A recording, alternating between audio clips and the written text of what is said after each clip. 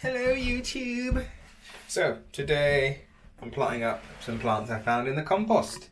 Because Susie's mum and dad, they've got a massive compost heap and they chuck everything in there. A bit like me, I don't really kind of care about that. They don't chuck any fish, blood and bone and all that kind of stuff in there. But when it comes to wildflower that they don't want, they chuck it in the compost heap and hope it breaks down and then it will turn into compost, which is what happens. So I was there the other day and I scavenged, as I do, and found some hidden gems. So let's go plant them. Yeah, it's definitely a nip in the air these days, mate. Hence the hoodie. Hey chickens, hey ducks. Gotta get some leg tags on them because they all look the bloody same, apart from the rooster. Thinking what to call him. I'm thinking Cornelius. He's a very shy guy though. A bit of a lady, he's a bit of a gentleman. But yeah, you know, check them out. You can see through the mesh. Hey! Oh, noisy, and the ducks seem happy with them. You alright? I give them some, I can always get that name, it's like a Chinese turnip. Mooli, I think it's called. The ducks seem to be pecking away at it. Chicken's not too fast right now. They're trying to get their food. I've sprinkled food all over the floor so they can get them, encourage them to kind of scratch at the place and stuff. So fingers crossed they become tip-top scavengers soon. And I'll set them upon this. So if you're new here, I've got some old onions and some garlic in here fermenting down because it smells bad. And it doesn't smell that bad. Once you know what it is, it smells strong to those like kind of otters and rats and stuff. To predators, it's just a strong smell, and it'll kind of disperse and kind of distract them from the smell of these guys, because these guys smell strong. Put it that way. And the other ones, so I've got garlic and onions in these, and have my urine in these. But anyways, let's get over here. Look at these little lambs. Not even a year old, these guys. I think they were hand raised too. And I always think I've got scraps every time I crinkle stuff. They're a bit like fluffy dogs. So I got given some lovely Achillea from, her name's Beanie. I put her name at the bottom of the screen. She's got a lovely page on Instagram. Gave me some Lunaria Annua, that's what it's called. Honesty seeds pretty much, not Gabriel or Ash. I think that's just a company. But if you check in here, that was given to me. So if you look in here, we've got some wild geranium, not wild, but some geraniums. I think they're called Geranium Phaeum Raven, I think. They've got that kind of deep kind of burgundy colour. Hey, sheep. I'm going to say ducks then. Got two good clunks of this guy. Let's get that out. Tough old plant these. And what else did I get? There's a slug in there. Just pour them all out. It's easier that way. Got one hand. Lovely. Got some more honesty seeds. Got some buddleia seeds. Call me crazy, but I like buddleia. And I think that's pretty much it. Oh, and that creeping geranium. I'm not sure. I'll find the name and put it at the bottom of the screen. So it's kind of got like a purpley, it's gone off here because it's been in the bag for so long, but it's got like a bit of a purpley leaf and a pink flower, and it likes to creep. So I chuck that in there too. And what else did I bring? I think that's it. Nothing special, but when they kind of, my landlord partner built the fence, he excavated this so I can put this kind of sturdy post in. I can find what the Scottish people call it. Now these are stub, that's a stay, and this is in my eyes, a fence post, but it's another name.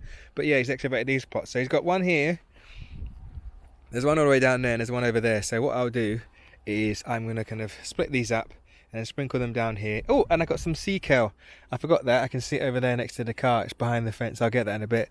And I'm sprinkle that because that will do ideal here, because it will do well here because of it's sea kale and the sea is literally just over there. That's my logic, people. Simple. And I'm going to use my hands because it's already been excavated. And these guys will be my audience. So let's get digging. You can't eat this. This is geranium. You wouldn't want to eat it, do you? You don't like the smell of it, do you? Nah. I thought so. These guys are constantly eating. Listen.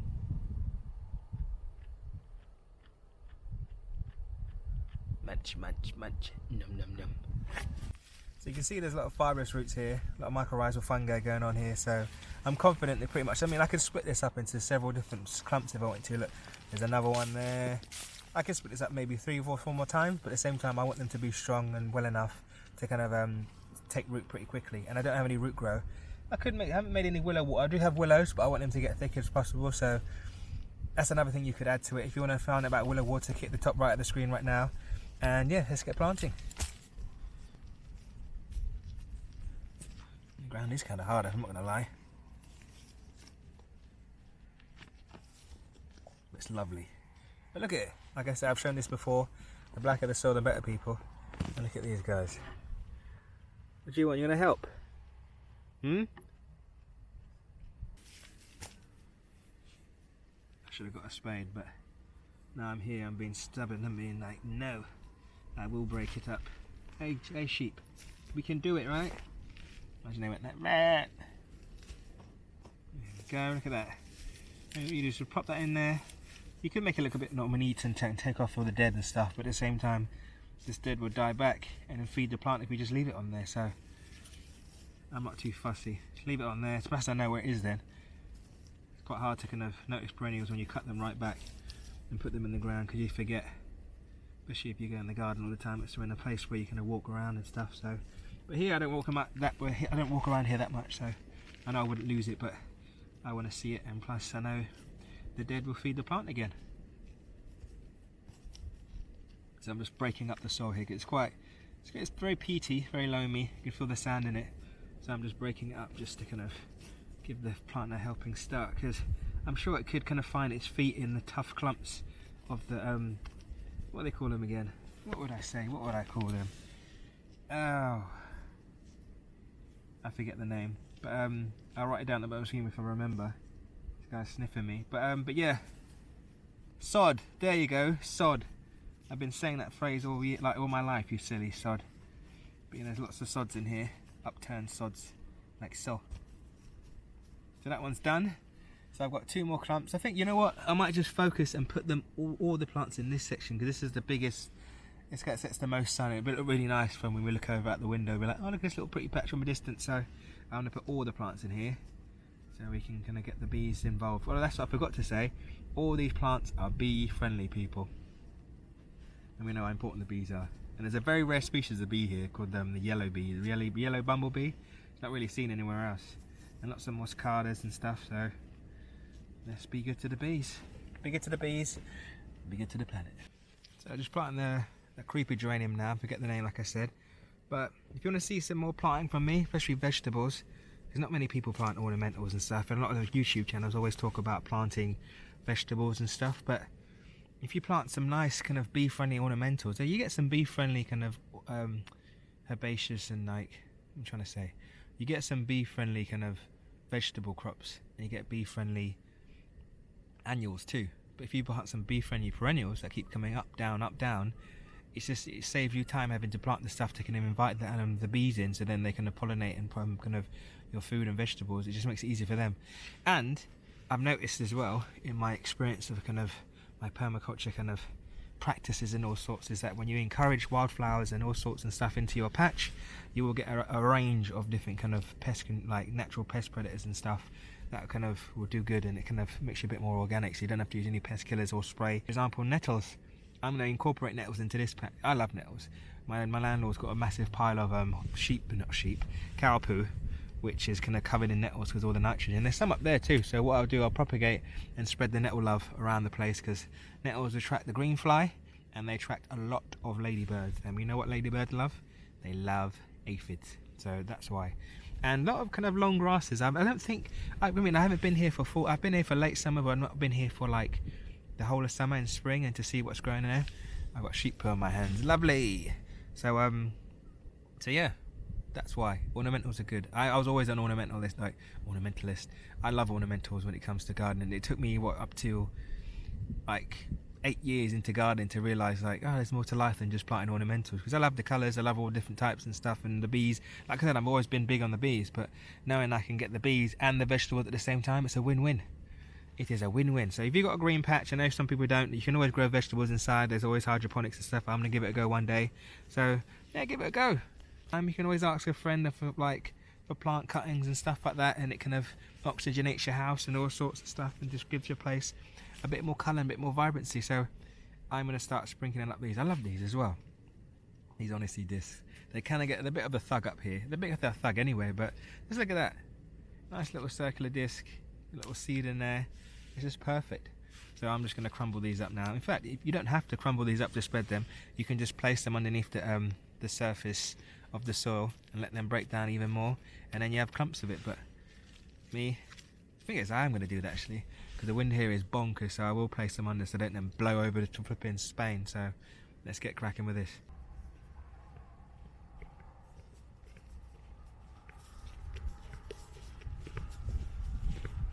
So, as you can see, I reverted back to using a fork because the ground here is rock hard. Well, it was soft, but it's not rock hard, but it's just harder than I thought. So I'm there just like trying to use all my force, making my nails look lovely. Manicure. But anyways, so here's a sea kale. This is what sea kale seeds look like. It looks like a little tree, doesn't it?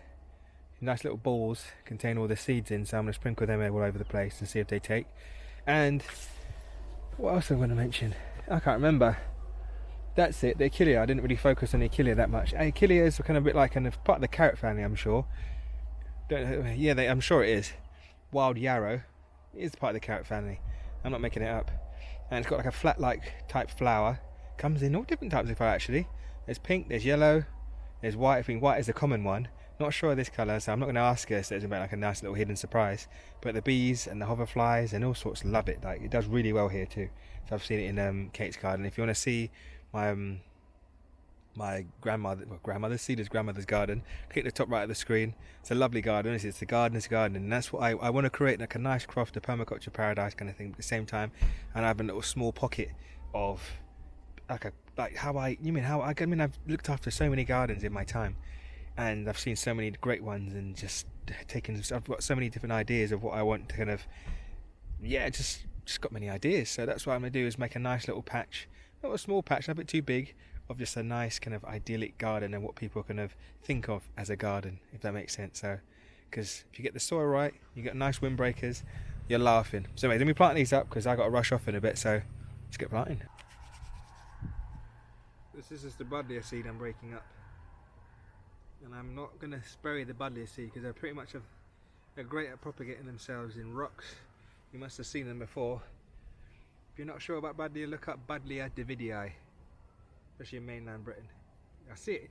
I only see it in gardens here. You'll never see it, and I haven't seen yet to see it on rooftops or anything. But in buddleia, will fasten itself in the tiniest crack in a wall, and then just spread and just take over that space to the point where you could have to mess up the wall just to get the buddleia out. Great plant. Good for the butterflies. Good for the bees. One to have. Ideal for kindling too. Cut it back like really hard every year once it gets going, and you got it for life pretty much. And it does spread, like I said, but I like it. I really do like this plant. Didn't like it at first when I first started gardening, because I thought, oh, it's just everywhere and it's quite brittle and all sorts. But then I saw the true powers of it, and I was like, yes. And it smells kind of sweet too. You gotta get kind of close, but when you get close enough, you get to see the bumblebees working and stuff. So lovely to see a plant when you got like big old buddleia. I had one in the old place back home in Crawley, and yeah, you see just like 20 bumblebees just going bonkers, and it's small little honeybees working on it. They've been, what's the word, masonry bees, is it masonry bees? Solitary bees, that's it. And them doing all their stuff, and then the butterflies would come down, the large cabbage whites. Oh, it was lovely. So they're a nice little habitat in itself. So that's why I'm planting these guys. Lovely geranium. That's what I love about geraniums. It took me a while to get used to this plant too. I used to think of geraniums were just polygonum. Was it polygonum? That's the correct term for them. You're those kind of stereotypical. I used to think, oh, an old granny plants, like, sorry old people. But my nan used to have them. They're like kind of the red ones, and they kind of had that weird smell about them, and I kind of felt I didn't like it. But then I found the hidden gems in the wild ones, like the wild cranebills and stuff, especially this type, and just see the bees go bonkers for it. So yeah, it's a lovely plant, lovely jubbly. Got some moss there as well. A freebie, another freebie. We chuck this in. And if you're new to the channel, my name's Alex. I've been gardening for almost 15 years now. I like to call myself a horticulturalist, and I love permaculture. I'm loving kind of getting involved and stuff. Click the top right of the screen if you want to see some old videos what I used to do in Crawley. Surrey, I had a little piece of land there, 3 acres, but now we've moved to lovely Scotland. We're in Scotland now, as you may have guessed. If not, very quiet, just listen. Geese, that's it, that's all I can hear in lovely Outer Hebrides. And setting up a little permaculture patch here just for the time being, because I recently found out that I have ADHD. Not been proper diagnosed, but I did a test and I got 40 out of 50. And my missus, she worked with people with ADHD for a whole year, and she said I'm very kind of similar to them. And one day I will get tested or kind of diagnosed kind of thing, but you just, I found I couldn't sit still. I was going to wait a year out and just kind of take in the environment and watch how the sun sets and all sorts of stuff like that. And that's what you do in permaculture, you observe, right? But I just I was here for how long? A month, and I realised I need to be doing something just to keep me entertained. And that's what I like. You everyone, regardless if you've got ADHD or not, has a niche in themselves or something that they can do to kind of keep their mind at ease and keep themselves happy. Oh look, I got a little cutting. I might put this in the ground. Part of the seeds, I will do it actually, see if it takes. Let's see, where should we put it? We shall put it right here. Little buddleia, look. So yeah, let's put it here. I do like buddleia, that's sweet. So yeah, I like to do things, so that's why I kind of got myself some ducks and chickens, because I was bringing in lots of imports before. Like I got some, luckily someone on Facebook was giving away some free chicken poo pellets. So I was like, yep, I have them, and like digging up horse poo for days just to try and get the ground good. I got God knows how much tonnage I got, and if you want to know about horse poo, there's lots of pros and cons of horse poo. Click the top right of the screen, and yeah, so now I've got the ducks here and the chickens. They will fertilise the soil for me, so I can sit back, relax, and build things around them and make the place and plant like some plants and what I like to do, like some wildflower type stuff. And then they're going to fertilise the soil for me. So when the time's to plant and break down compost, I mean, it just saves me that I get eggs and I get good soil. So it's a win-win. So if you have the space for chickens and ducks, then go ahead and get them in your garden, because they love eating snails. Snails like eating chickens. What I'm talking about, chickens like eating snails, and ducks like eating slugs, and yeah, good pest control too. So it's a win-win situation. So let's get this in. I've got the last of the geraniums in. Oh, there's one little bit here. Where to put you? I shall name you. I'm joking. Let's get these. Let's keep that there. I'll put them right here, right in the middle.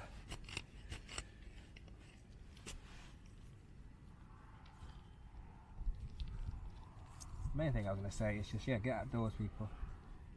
Get outdoors and have fun in the garden. Or if you don't have a garden, go to someone else's garden or go out in the field. And that's what I should try and do, man, because there's so much commons, and we just like, what we do is mow the grass and keep it like stum. I think they're doing better these days because they're leaving commons and leaving like kind of wildflower patches and stuff, which is great.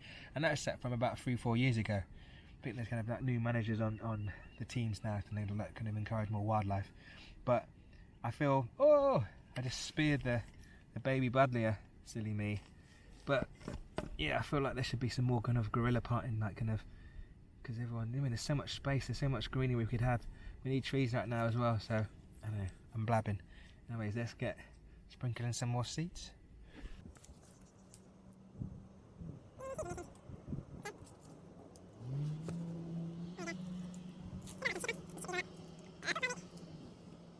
Right, quickly, I just remembered I have some wildflower seeds that I saved. I've got some dandies.